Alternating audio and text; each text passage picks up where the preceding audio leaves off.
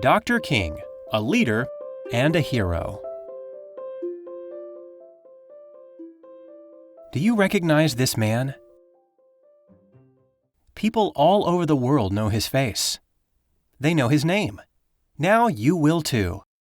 This is Dr. Martin Luther King Jr., and he was an American hero. Dr. King was born in Atlanta, Georgia on January 15, 1929. That was more than 90 years ago. Here's a picture of Martin when he was 6 years old. He loved riding his bike, playing baseball, and eating ice cream.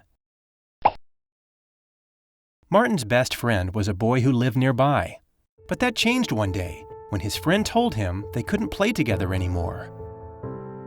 His friend was white, and Martin was black. His friend's father didn't want his son playing with a black child. This made Martin sad and angry. He didn't understand why he couldn't play with his friend. During that time, there were laws in parts of our country that kept white people and black people apart. Keeping people apart like this is called segregation. The law said that black people and white people had to go to different schools, parks, and restaurants. The schools and parks for black people were often old and run down.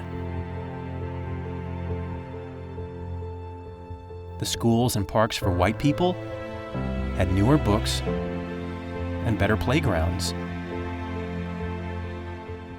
In some states, black and white people were not allowed to use the same water fountains and bathrooms. Buses were segregated too. When Martin was all grown up, the laws hadn't changed. He and many other people knew these laws were unfair, and the laws made him very angry. But he was a peaceful man. He did not want to use violence to change the laws. So what did he do? Dr. King used his words. He wrote letters, newspaper articles, and even books.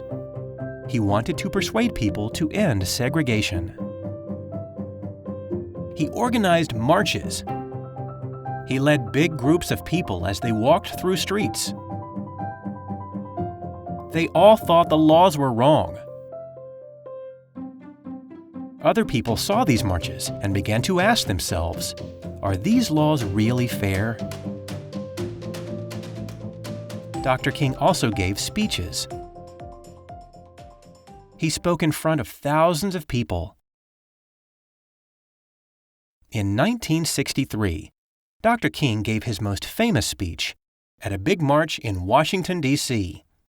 He talked about his dreams for the future.